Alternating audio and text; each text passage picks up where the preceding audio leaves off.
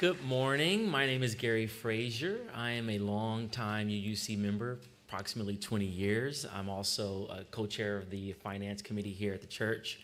So welcome. Opening words are the lyrics from a song written by legendary activist and leader of Sweet Honey in the Rock, Bernice Johnson Reagan, who joined the Circle of Ancestors on July 16th this year. We offer gratitude for her amazing life and for her songs, which have become anthems for justice movements and within our beloved community. May her memory be a blessing. We've come a long way to be together. We've come a long way to be together, you and me. And we'll stay holding to each other, fighting and trusting as we grow. It's been a mighty distance, dangerous journey to be here. It's been a mighty distance, dangerous journey to be here. It's taken the sacrifice of so many of us to be one. It's taken the sacrifice of so many of us to be one. And we'll stay holding to each other, fighting and trusting as we grow.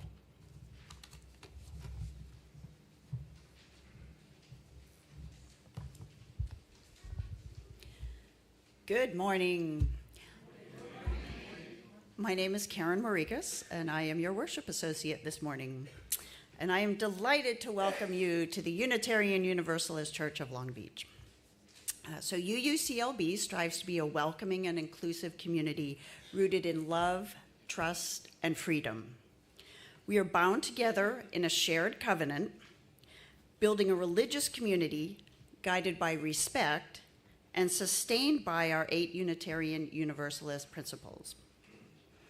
Sometimes I get caught up on that word 8 because it used to be 7, but okay. I made it through this time though. So a special welcome to all of you who are new or who are visiting for the first or second time. If you would like to raise your hand, you don't have to, but if you'd like to raise your hand and say your name, where you're from.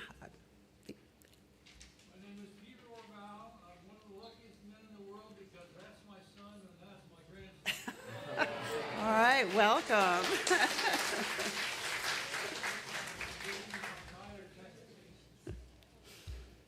All right, and Hi, we are Sonia, Rosie, Liam, and Peter from about 2 miles away. okay, welcome. Hi,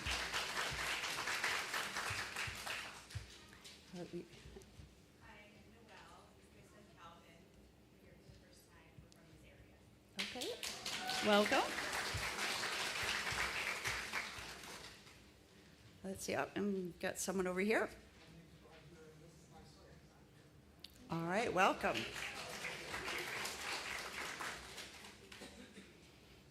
All right, I don't see any of the hands. Okay, well, so we're so glad that you have joined us. If you are interested in learning more about the church, stop by the membership table, which is out in the patio over here after the service. So every Sunday this summer, kids and youth are welcome to join the religious education staff, Amy Pabon and Neka Ahmad, and they are out at the picnic tables over here. They're doing fun activities and playtime for all ages. And then in addition, our Rainbow Room is open for infants and children under age 5. So if you have any young ones with you that you'd like to have them go outside, go ahead.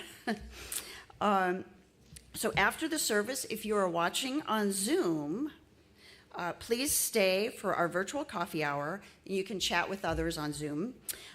Also, if you're on site, feel free to mingle outside for coffee and conversation. So now let's take a moment to briefly greet one another respectfully and warmly.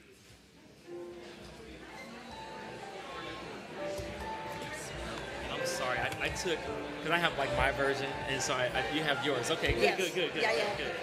Yeah, I don't want to mess you up. Yes. Does Maya make an announcement about the car race? Yes, I was actually going to say something about it, but yeah, if you want I'll to. just do it because I know it. Yeah, okay. Okay, just real brief though. Let me see.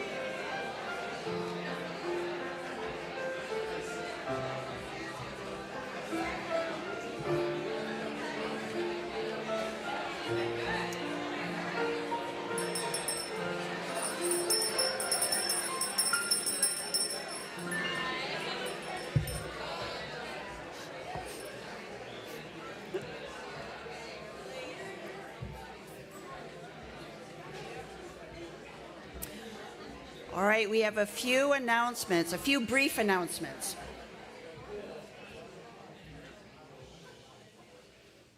Okay. The first one, it's also on the back of your order of service, but the card making has moved to a new room. It's going to be in the Chalice Room B. So if you're part of that card making, or if you'd like to be part of it after service, you can go over to the Chalice Room. And then we have two brief announcements. One right here about a concert. So, David. Good morning. My name's David James. I'm coming to you from your Music and Arts Committee, and I'm here to very, very briefly remind everybody, Roy Zimmerman, singer, songwriter, social and political satirist, will be performing here in Wilder Hall this Friday night, August 9th, 7 o'clock. Suggested donation $25 or pay what you can. It's going to be a great show. I hope to see you all here. Thank you.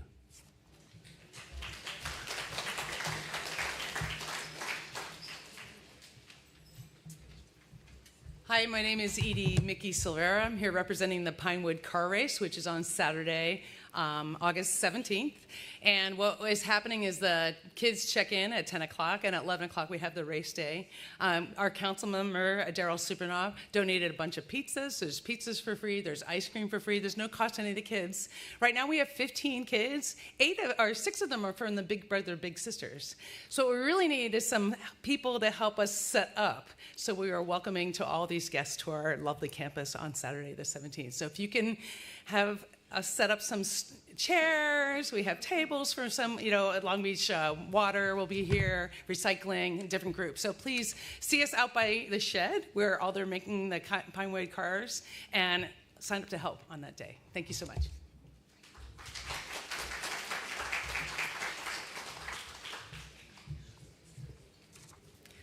Hello, good morning, everyone. I'm so happy to see you. Okay, I'll accept that clapping. Not a huge clapping fan, but to be clapped for is so nice. Thank you. My name is Lissa. I'm so glad to be back. I've been taking some time away to see family and renew, and I'm very grateful to be here with you. And it's so good to see all your faces and to see some new faces. Welcome to all of you. This is a wonderful congregation, and we are just grateful to be together this morning. So I would have one more announcement that we do have a starting point workshop this afternoon, right after the service. So if anyone is interested in finding out a little more about the congregation, learning about membership, it's a great time to do so, and that'll be just in the lounge right outside of the service at around 11:30. All right. Okay, well, let's just take a deep breath and settle into our space after our announcements and just take a minute to be present together. So you can, take a deep breath, put your feet on the ground, and let's just be here for a moment, really arriving from all of the places that we have been. Many of us have been traveling and getting out into nature and finding different places to find sanctuary this summer, and this is a sanctuary to which we can all return. Whether this is your first time or your place each week for many, many years, you are welcome here. You belong here.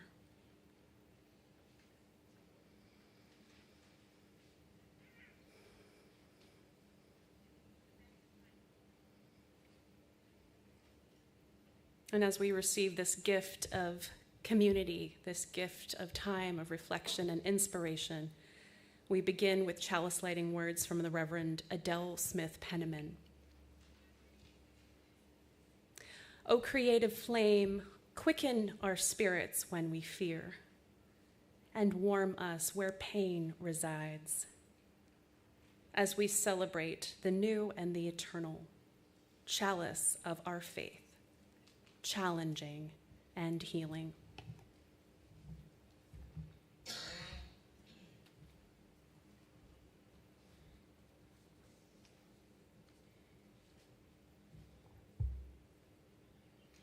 As you stay grounded, our meditation this morning is adapted from Prentice Hemphill's new book, What It Takes to Heal, from the chapter entitled Change is a Process. I invite you into a space of quiet contemplation, taking several deep breaths and centering your body.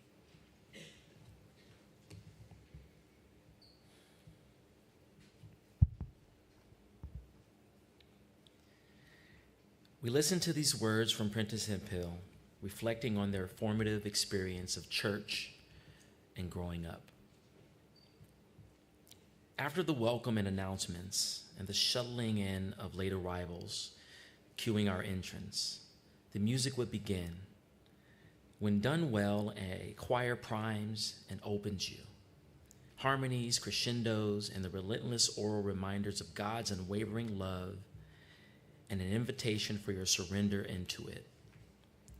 Even as a kid, or maybe especially as a kid, I could feel the portal start to open. The music would pry something in me away from my fear, something guttural, honest, pleading, wanting to be expressed. At its best, church is calling to this other nascent self, a calling out and into this rapturous change. Turns out that just outside of our comfort zones, an odd but familiar intimacy with everyone is available to us.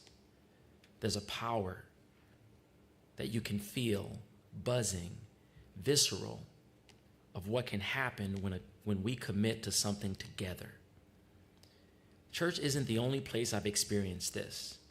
In organizing, and particularly during protests, I've had moments that echoed what I felt in church, where it seemed as though it all might change at once. Even ideas of liberation mirror to me at times the way I've heard people speak of the promised land, a perfect world just on the other side. Pouring into the streets breaks down the fourth wall and topples along with it our societal norms. The revelation of church and the revelation of the masses reflect each other in a way. Both are the turning over of old paradigms that no longer serve us. They are both an opening to the prospect and perhaps the eventuality of a different world and ways of being, feeling, acting. Each is, in a way, a ritual. They are intended to bring about change, but they are also a reminder to the collective of the ongoing possibility that we can grow and live beyond our current fears. Rituals of rebirth are the sparks, the initiators, the doorways we move through to get started on the path of change. They are a glimpse into what could be. We don't plant seeds on top of hard soil. We turn the dirt over, or at the very least, we nestle the seed into the soft and welcoming belly of the earth. Something must crack open, make room for new roots to settle in and spread.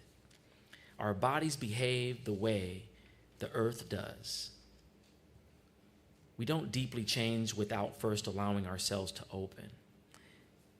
It is hard to describe to someone who has not experienced it what it is for a body to open. But it is just as holy as falling before the pulpit and as righteous as a riot. It is the breaking of what binds. It is undoing so that we can become. I invite you into the silence, an invitation to allow yourself to open to healing and to feel yourself connected to each other here in this room. The movements for change. May our compassion be kindled as we send the healing energy to each and every place of suffering in our world. May the silence hold us all, embraced by the spirit of love at the center of our faith.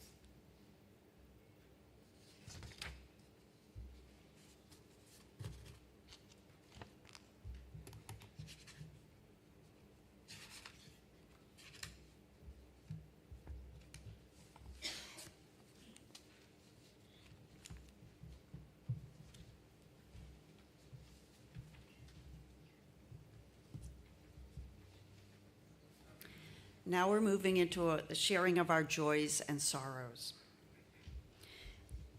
In this congregation, we witness one another's lives in times of celebration and in times of suffering. We lift up these joys, small and large, and we mourn the grief, loss, and hardship within our families, our own UUCLB community, the greater Long Beach community, and the larger world. We rejoice with you and send you comfort. Let us widen our circle of care and hold one another in compassion and love. Our mic and online chat will be open to share the joys and sorrows we wish to hold in our caring embrace.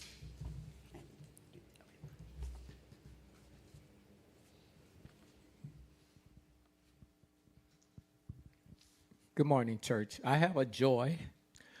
I'm 67 years old, and for the first time, I had to have a serious operation on Friday. I had a hernia, and I think my husband, Ken, was more nervous for me than I was for myself, and thankfully, the surgery went really well. I had no pain.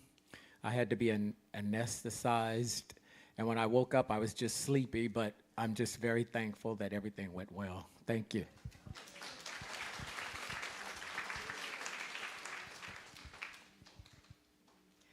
Good morning. I'm going to invite everyone who'd like to speak to line up.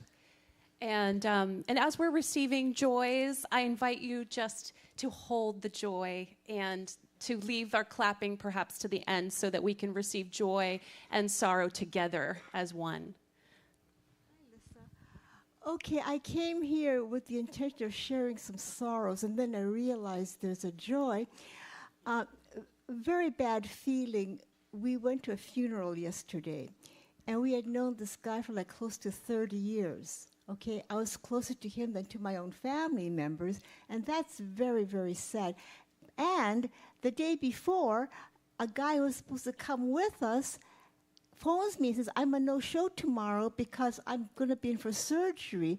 And the sad thing, of course, is we're all getting older, and that's a problem. But then,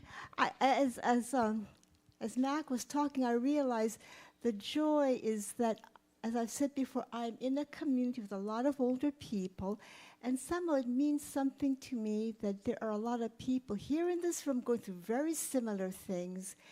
And while it's not a happy thing, it's nice too that there are people who understand what it means to be losing your health and to be losing friends who've been so close to you.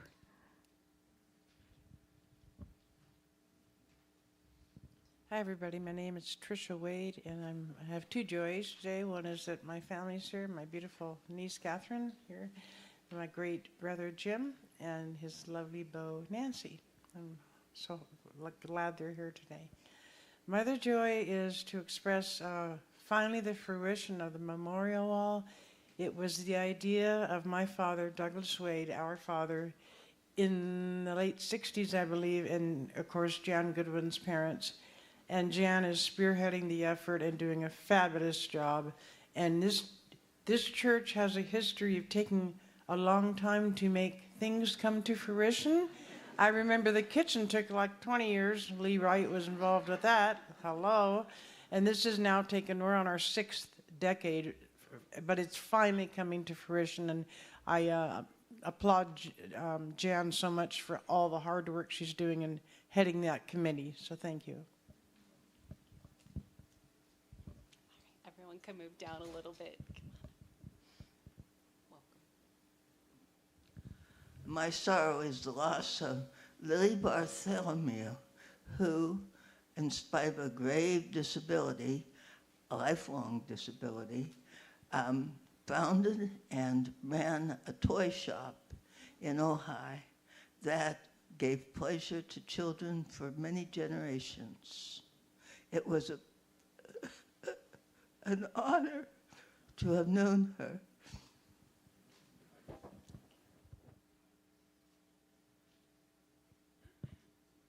Hi, I'm Crystal.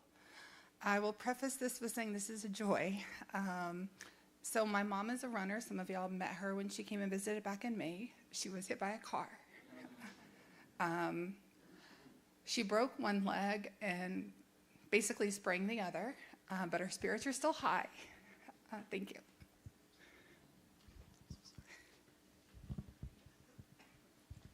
Good morning, all. My name is Mauricio. I have a quick joy. It is my wife's birthday today. She'll be turning 21. So.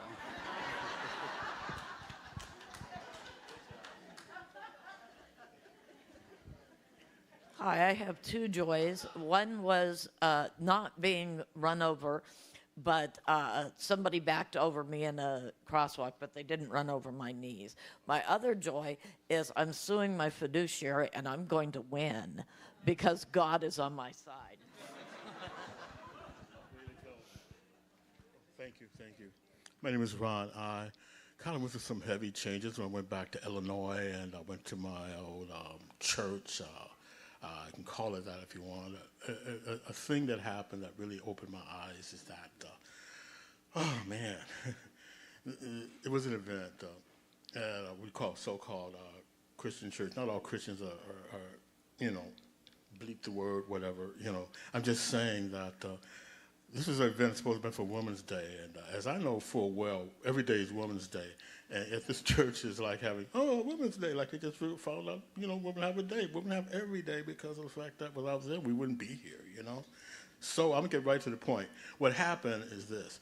It was going all right. It was going good. I said, this is not bad. They fixed the church up. Churches even got an elevator. They're actually helping people and everything, feeding them, giving them a place to live for a while. And that got ruined when this person, it wasn't a guy, it was a woman that said, okay, everything's fine, but here's the thing.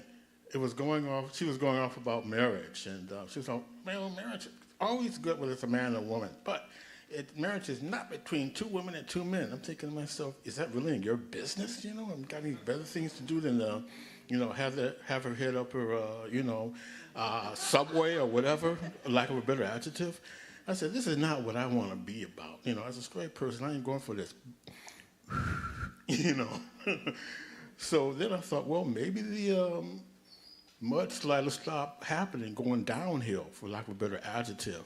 But no, it just got crazier, and she went off and, this priest, because there were priests here, and a woman's band and a woman drummer and a vocalist, which is good music. But the message got ruined with the hate. So she went off and started talking about it's okay for a woman to be a woman, do things, be ambitious and everything, as long as she knows her place in society. I swear, I'm thinking, I said, oh, hell no. This is not what I'm about. So that's it. So I became, I know they have a thing regarding a pagan meeting. I have to miss that, but I will catch it in the future because I'm a newly born pagan. Thank you. That's it. I'm done. Amen. Melinda, why don't you come up and join us in front of the chancel? Hi, I'm Melinda, and I have a joy and a sorrow. My sister-in-law, Wanda, passed away on July 1st, and her wife, my husband's sister, Dee Dee, she had a big Zoom celebration. So that was nice because all these people that they knew, because they're in Florida, from all around the U.S., we were all able to get on Zoom and all talk to each other and share memories. So that was really nice. And then my joy is that the water line from the front house to there's a studio apartment behind our garage broke, and it's repaired.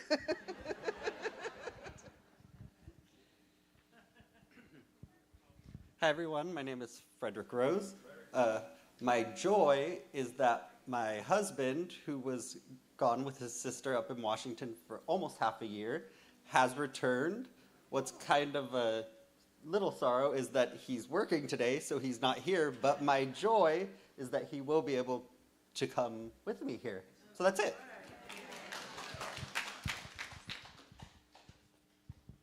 Hi, I'm Brian. I also go by Guardian. I have a joy in that I've been dating a person for almost 2 years. 2 years on the 24th of this month, and they go by they, them. And we actually got to meet up in person in Colorado last month, and we fell deeper in love with each other, and it was amazing.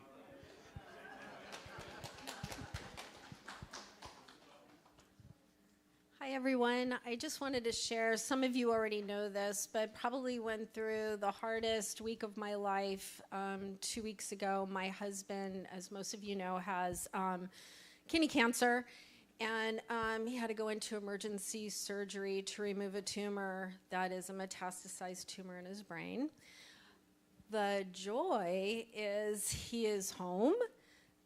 And he was raking and blowing leaves this morning outside, and he's nagging, so he's back. But we had lost him. His personality had changed about 2.5 months ago. So the surgery has allowed his personality to emerge again. So pretty grateful with that.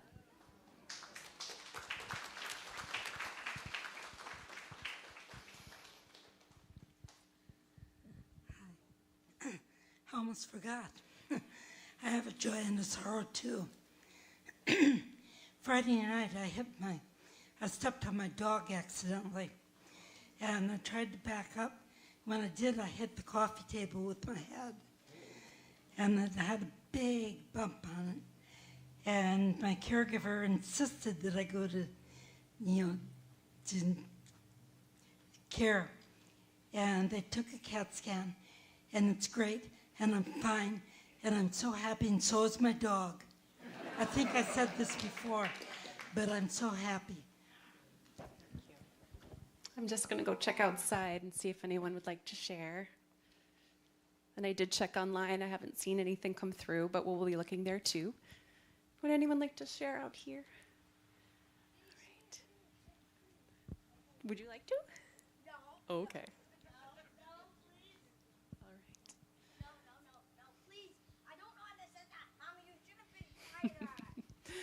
There was something, but we'll never know.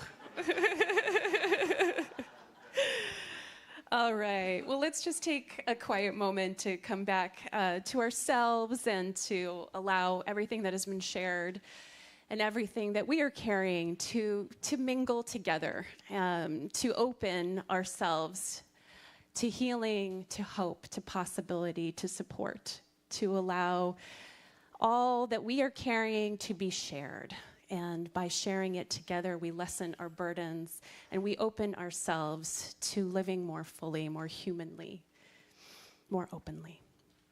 Amen.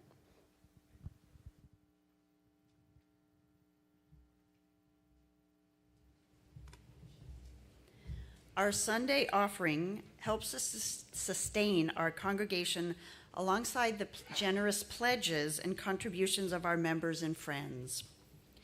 Thank you for your financial support of UUCLB and all that you do to help our church thrive. Our offering will now be received.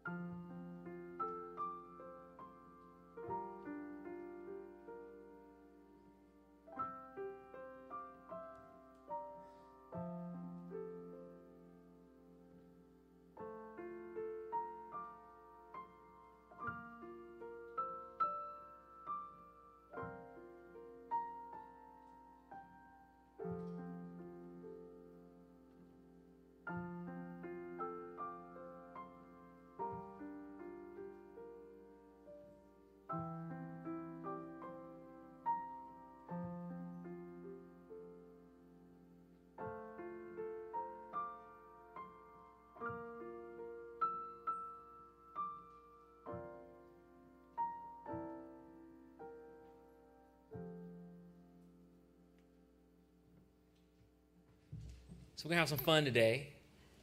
Not that we don't have fun every Sunday that we're here, but we're going to have some fun today. And you guys, I hope, will learn quite a bit about a music genre that I grew up on and loved, which is hip-hop and rap. And so you'll get some lessons today. But we're going to start out with something that I think is really fun, and I'll tell a story that leads into this. So I used to perform on stage, and when I once in high school I was going to perform at a show, and my DJ who had all the music, I can't quite remember what happened, but he wasn't going to be there on time by the time we were going to go on, and so it was about 20 minutes in advance. I had a cassette tape with the song already recorded, and I had a Walkman, and so there was a rock band that was going to be playing ahead of us. And I went to the rock band out in the parking lot, and I said, guys, I think I need you, if you're willing, to play this song. And so they took turns listening to my Walkman, the drummer, the bassist, the keyboard guy, and they pieced together the beat and the music for my rap song, and we performed with a live band behind us at that particular show. And I just always thought, and today I still think, that it's amazing how music translates across genres, because it's still just music. And so what I've done today, and you know, is I prepared a challenge for Rachel, who's our esteemed pianist here, and I've teed up Donnie Lowe, who today we will be calling D-Lo. And so he's teed up with some songs, and we're gonna go one by one. What we're gonna do is we're gonna play the beginning of a popular hip hop song, and then we're gonna shut it down, and then we're gonna give Rachel a chance to play that same song from the piano, okay? And so where I want to start, D-Lo, are you about ready? All right, so where I want to start, because y'all been watching the Olympics, I'm sure, and the person that's been top of mind at the Olympics is Snoop Dogg, right? Everybody's seen Snoop, right? So D-Lo, let's start with.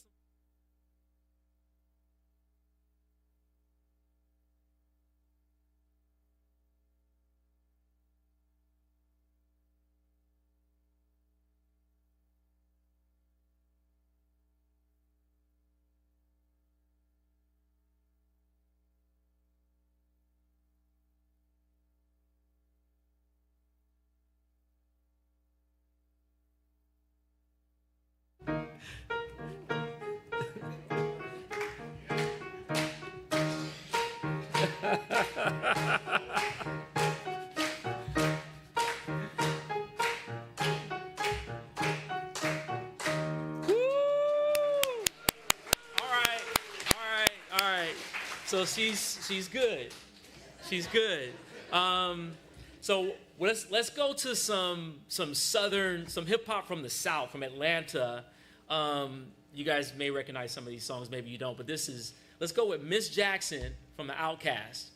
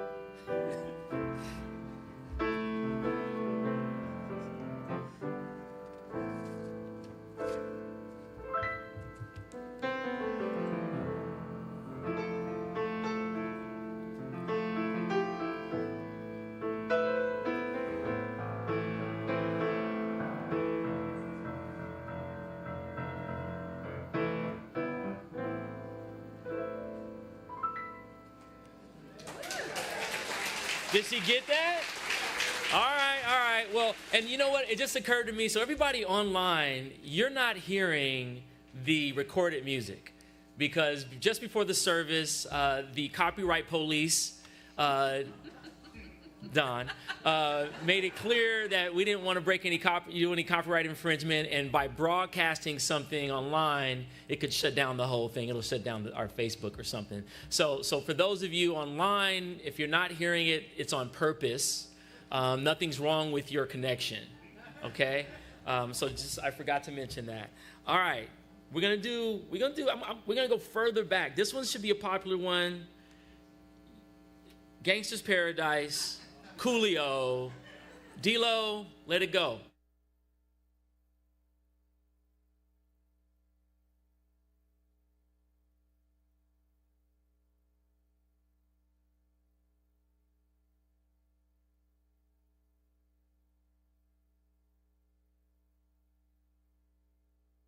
You got it?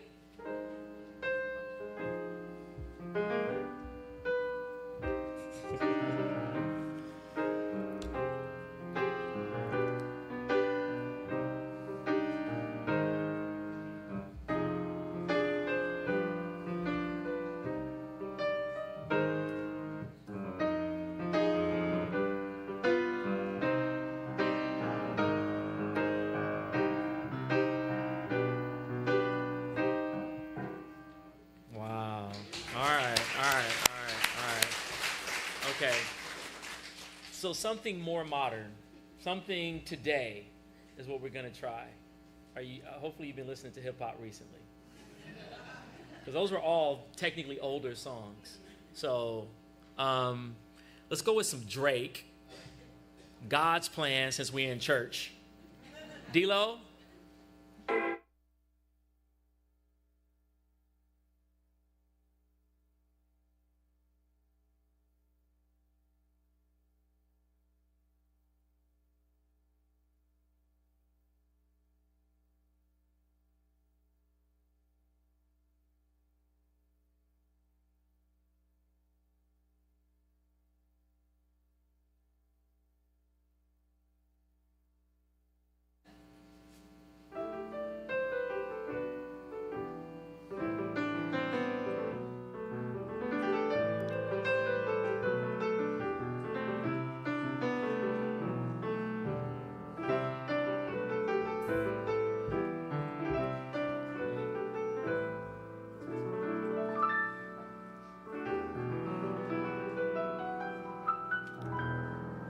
I love it.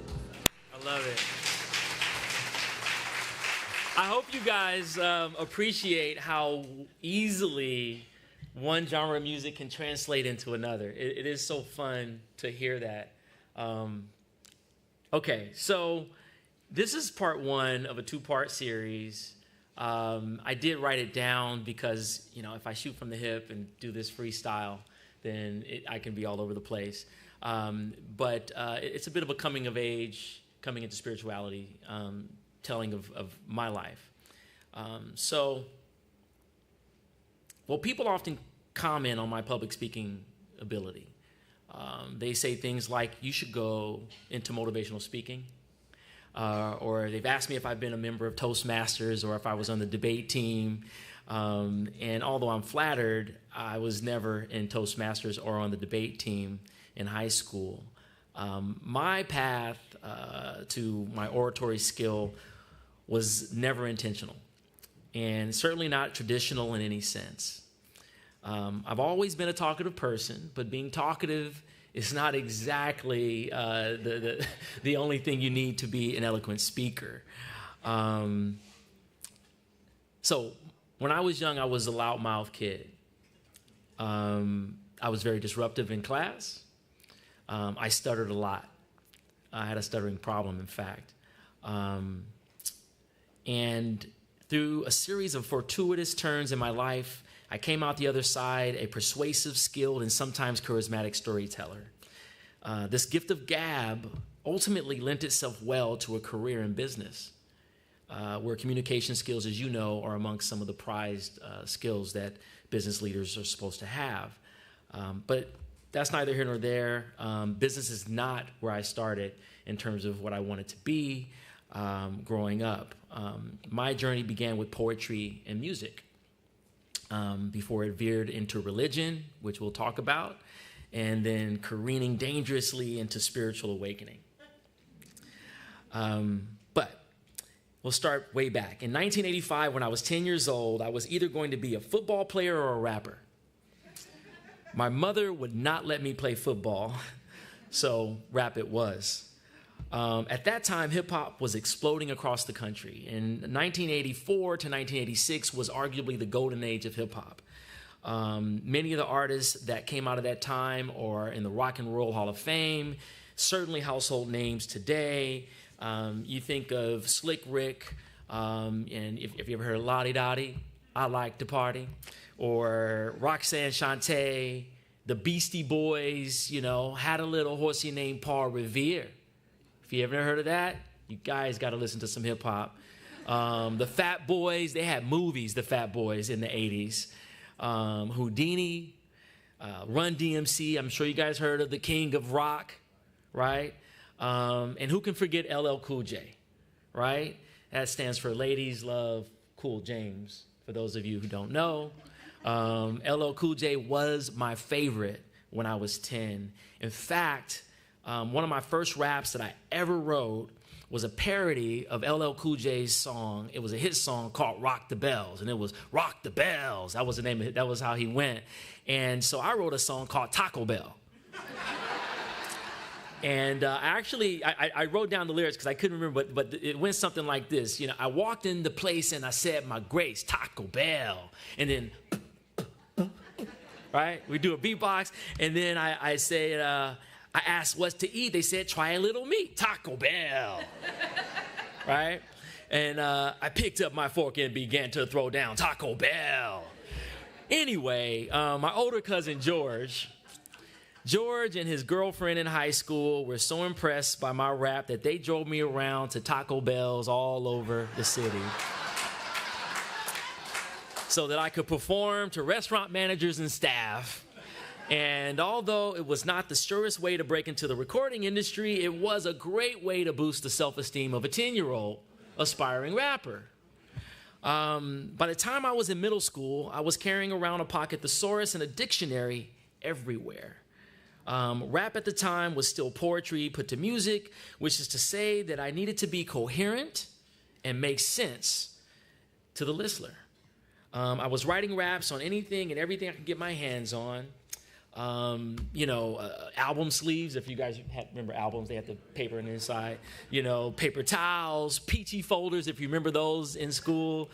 I was writing raps on everything. And most importantly, I often practiced in the bathroom mirror of our apartment, where I would practice my hand gestures and my facial expressions so that they would match up with the words coming out of my mouth. My vocabulary was becoming really good, basically. But I still stuttered. And I also suffered from chronic hoarseness, which is my voice. I was a raspy voice little boy. And that's mostly because I talked loud all the time. I was shouting all the time. You know, in the 7th grade at Washington Middle School, which is in Long Beach, I went to junior high in Long Beach at the time. They called it junior high. I had a middle school teacher, my English teacher, who referred me to the school speech therapist because, well, she would always try to get me to use my inside voice. I had no inside voice. And so I went to speech therapy. The speech therapist changed my life. She taught me how to slow down my speaking, which helped me to eliminate my stutter and allowed me to better enunciate my words. She taught me to regulate my volume, which ultimately eliminated my raspy voice. This ability to regulate my volume and enunciate my words gave me new superpowers to emphasize words and phrases in just the right places at the right time, whether I was performing a rap or presenting in front of class or flirting with girls. So like a superhero who had just discovered his new superpowers, I was like Peter Parker becoming Spider-Man, leaping from rooftop to rooftop. I was excited. By high school, I had written hundreds of raps and had competed in countless rap battles and competitions. I had progressed to so much that I didn't need to write everything down in advance. I had the ability to make up rhymes on the fly, which meant that during a rap battle, I could respond to my opponent and the situation in real time. They called this freestyle rapping. I was good at it. My senior year, I was the leader of a 4-member rap group called the Prophets of Soul. There was my best friend Herb, who we called Herbie Lovebug. There was our DJ Billy Allswede. We just called him the Swede. There's our buddy from Zimbabwe. He was an immigrant from Zimbabwe who just started high school here. His name was Marshall Chikozi, and we just called him Chikozi because that last name was so cool. There was no better name to make up. And my rap name was G Swift. And if you remember 90s hip hop, you might recall that although there was a diversity of artists and ranges of styles, the dominant genres were gangster rap, so Snoop Dogg and Dr. Dre and NWA. And then there was what was known as alternative hip hop. So if you know groups like the Tribe Called Quest or De La Soul, if you've heard of them, that's the category that we were in. We were in the alternative rap, alternative hip hop category. And by the time I graduated high school, we had a record deal with Capitol Records. We began recording our debut album that summer between graduating high school and my freshman year in college at Dominguez Hills, by the way. That same summer, I met my future wife, Camila. Our courtship actually is an interesting story, and I even wrote a rap about it. But I might share that at the end, but I digress. What's important is that we eloped that same year in December, my wife and I, and 6 months later, our first child was born. So you can kind of guess why we eloped. My album release was delayed because at that time they wanted to put a gangster rap album ahead of ours. Well, you know, with a wife and a baby on the way, I had to make some choices. Either my rap career, we had that deal, or staying in school. And I chose a sure thing, which I just stayed in school. And the good news is we own the masters. I actually have the reel-to-reels at the house in a cabinet somewhere. A 20-year-old working a full-time job, taking classes in the evenings with a wife and a baby at home was a level of difficulty that I don't wish on anyone. I leaned heavily on my faith and my family for emotional and economic support at the time. I remember the night my cousin George, and this is the same George that drove me around to Taco Bell's, we were having a conversation about life and my dreams, and he looked at me and he said, "You have the gift of gab." He must have saw the confused look on my face because I had never heard that term before. And he says, "Gary, you talk good." And so, you know, George was a deeply religious person, and he didn't necessarily intend it, I think, at the time, but I took that to mean, by the way, that I should use this gift for God and that I was called to be a preacher. So I embarked on a journey of religious education, self-learning. It was very informal, but very intense. I dived into various study Bibles, Greek and Hebrew study guides, reading the Bible with an obsession that even upset my wife because I was very obsessed with it. Eventually told my pastor, who took me under his wings, and then I told my parents, my grandparents, my family. I went public with this calling and told everybody I was going to be a preacher. And then 18 months later, in that time frame, I should say, I learned to read basic Greek. I went to various Baptist ministry retreats. I attended some Christian conferences like the Promise Keepers, if you ever heard of them. Yeah, I was doing it deep, y'all. And I preached 2 sermons. And then I quit the ministry altogether. I packed up my Bibles, my study materials, I put them in a big cardboard box, I put them in a closet. And they're somewhere in my garage today. And I mean like a big old box full of various, Bibles and stuff. Then I went back to my grandma's house in Compton and sat in her kitchen. I told her about my change of heart. I said that I must have misinterpreted my calling, and I really wasn't sure I was called to do it anyway. But I was certain about one thing. I was not supposed to be in the ministry, and I was not supposed to be a preacher. And you guys might be wondering, what happened? Let's just say that I experienced a series of unfortunate events that called into question the true motives of the people who claimed to be Christians.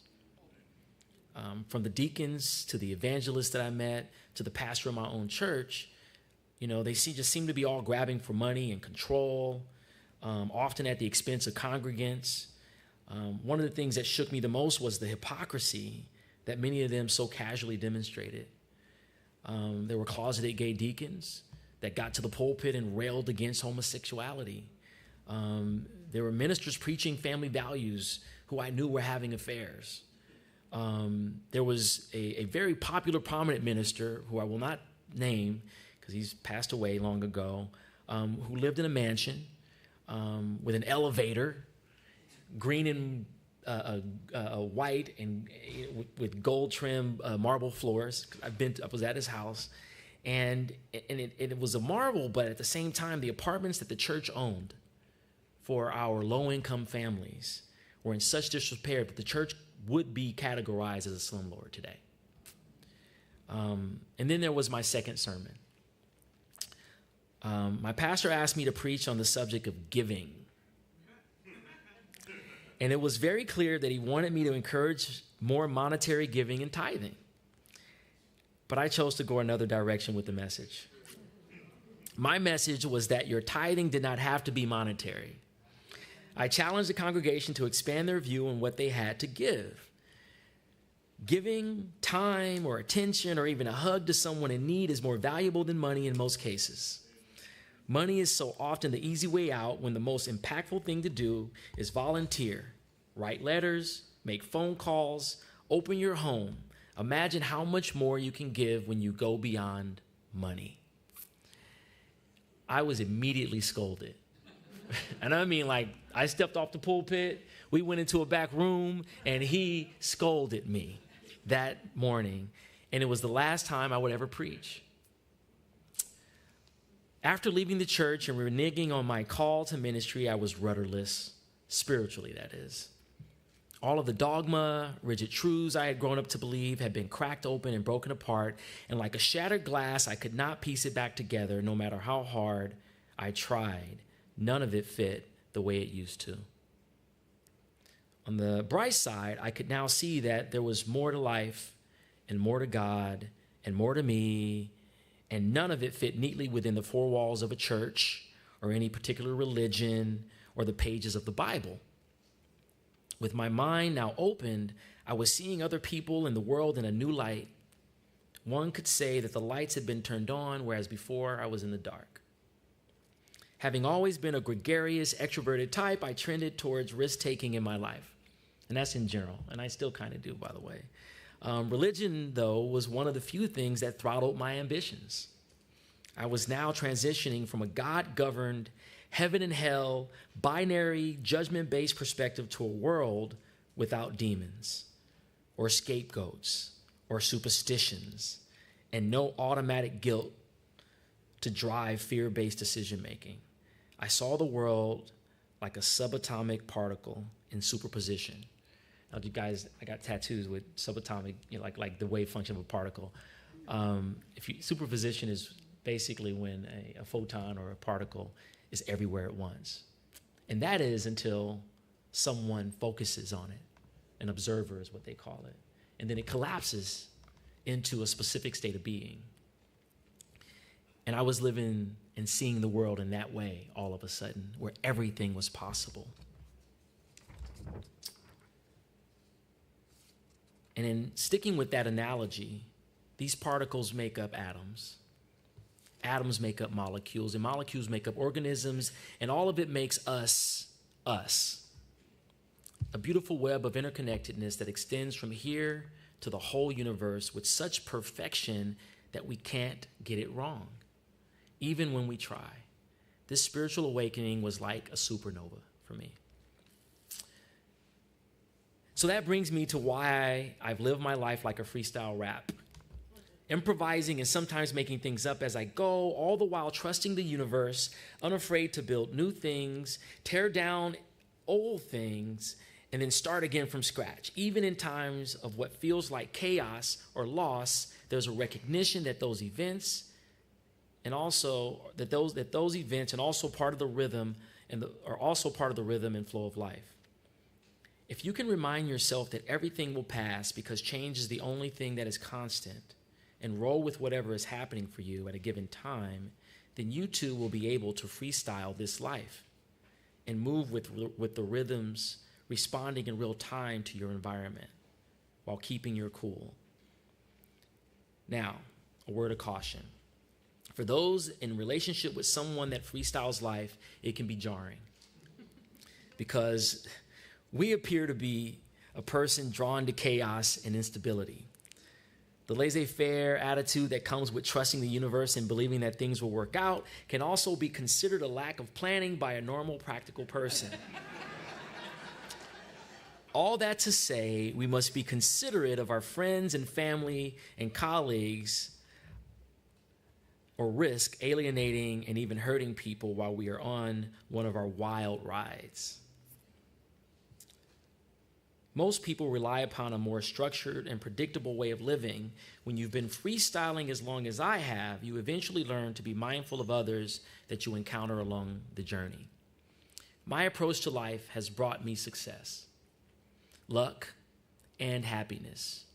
But it can also have a roller coaster-like ups and downs that result in collateral damage and sometimes regret.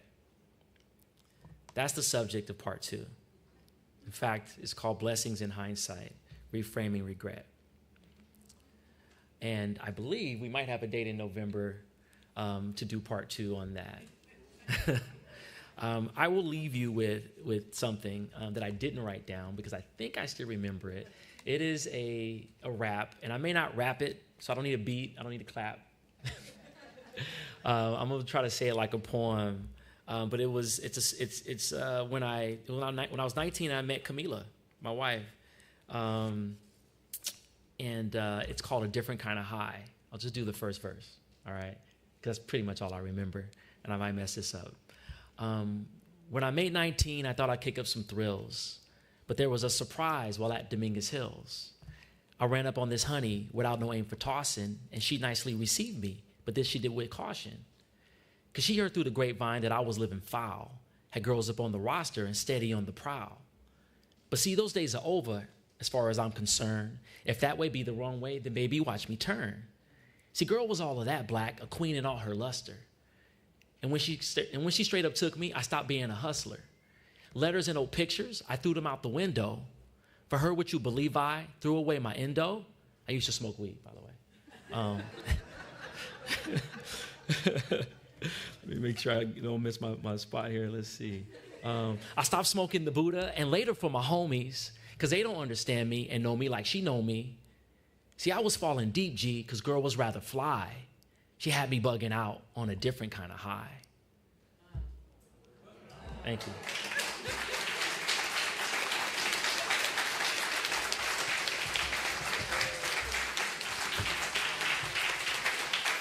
supposed to do the benediction? Not yet? Good? All right. Thank you. And now for the benediction. Our benediction words are from the Reverend Otis Moss III. We are all considered to be poets and prophets and stewards of the ministries. If we are to be poets of the movement, stewards of agitation, griots of the sacred stories, cantors of resistance, and preachers of a freedom faith, then we are all called to be poetic DJs and create a mixtape that America desperately needs in this moment. We extinguish this flame, but not the light of truth, the warmth of love, or the fire of commitment. These we carry in our hearts until we are together again. And as I extinguish our flame, I invite us to give a hearty round of applause to our amazing speaker, Gary Frazier.